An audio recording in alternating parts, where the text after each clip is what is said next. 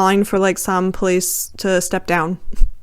So early August, Shoji Yamamoto, who was the police superintendent of the Shiga prefecture where the car chase with the station wagon was, he was relieved of his post and reassigned to the National Police Agency, which I would say is a demotion. Oh. Yeah. That's so dumb. It's not his fault they didn't tell him. Well, right, but he did take it very personally that they lost the station wagon.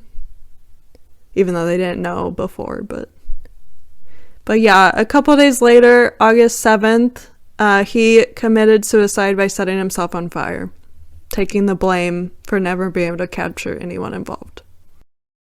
That's so sad. Yeah, it is really sad. Yeah, and then 5 days after that, the group, Monster 21 Faces, sent a letter to various media outlets saying Yamamoto of Shiga Prefectural Police died. How foolish of him. We've got no friends and no secret hiding places in Shiga. It's Yoshino or Shikata who should have died, which I could not figure out who these people were, but I assume they're like police of different prefectures.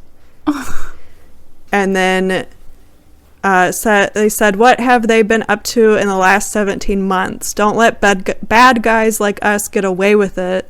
Many fools want to copy us. Officer Yamamoto died like a man, so we've decided to make him a funeral offering. We've decided to stop picking on food manufacturers. If anyone blackmails such companies, it's not us, but someone copying us. We're bad guys. We've got other things to do than bullying companies. It's fun to lead a villain's life. And that's the end of it. I feel like they just felt bad. They're like, we went too far. We took it too far. Right. This is literally the only person that dies this whole time. And as soon as that happens, they stop. Yeah. That's interesting. Yeah. I feel like they felt bad. Yeah. And also saying like that they almost like agreeing like he shouldn't have died. He wasn't really.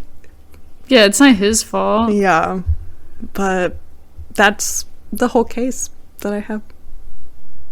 So next episode we can talk about the suspects, but what do you think I'm of excited. hearing like all of this? I mean, it's a lot to take in. It's so like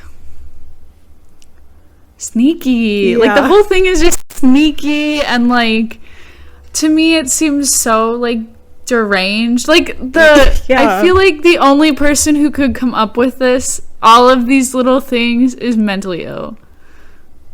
Like paranoid. Do you know what I mean? Like, yeah, it is all these little like fake out like right decoy things. It just makes me feel like whoever it is not, whoever's like planning all of it is not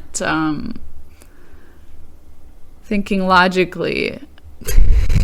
Yeah, you know what I mean? I like, could see that because it like they're going through all these lengths, right?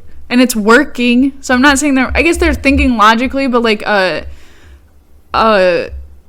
mentally sane person probably wouldn't be able to come up with all of it. Right. Yeah, that's fair.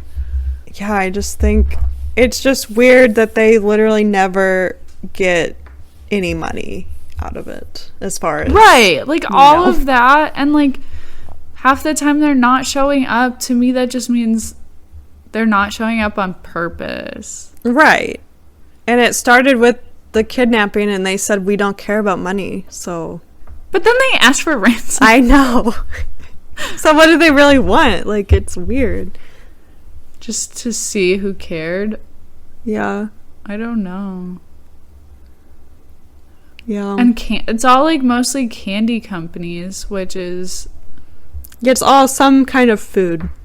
I think House Foods was more like meats. Oh. Like it is various food companies. But a lot of it is like snacky or candy. It's also weird that no one else was kidnapped. Besides, obviously, the driver for that. Did they get the driver's girlfriend back?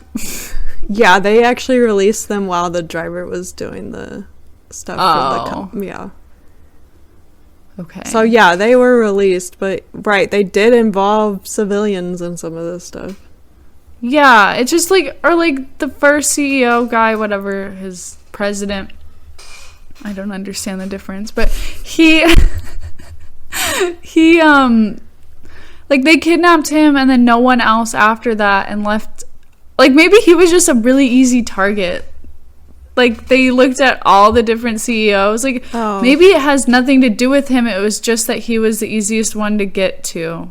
But how would they know about the spare key? I don't know. Like, right. It's weird that they knew that. Also, maybe I should have said this while I was talking about, but his mom's property, like, they're the house next door, but the whole property has, like, a fence around it. Not a fence, but, like, a wall. Oh. Like, Japan does that a lot, where it's, like, you're around your estate or whatever that you own is going to be, like, a wall. We do that in Texas, too. Oh, okay. Yeah. They're into fences. We don't have those. We don't have walls or fences. But yeah, I mean, a lot of people have fences around their property. So, like, his and his mom's is on a shared property with a wall around it. Right. So they have, like, their own it's kind little, of like, weird. How did they get into that to get into hers? Right. Like, well, I did hear that his mom's house had less security for the actual house. I guess that makes sense too, because she's no one important. Right. So, but like the fact that they knew, or did they just assume that maybe she has a key because it's like obviously they're related. So why would she not have a key? Or how long do you have to watch to figure it out? Well, yeah, that's true. Right, because he has 3 young kids. Maybe his mom's watching them and they see her come from her house with a key to, like, watch the kids or something. Yeah.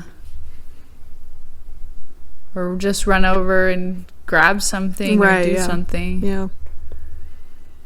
Interesting. Yeah. I mean, there's, like, a lot to this. Right. That's really, I feel like people don't know as much about all that stuff. And like some of these companies, like when I looked at it, I didn't know Meiji was also harassed. I mean, that's towards the end.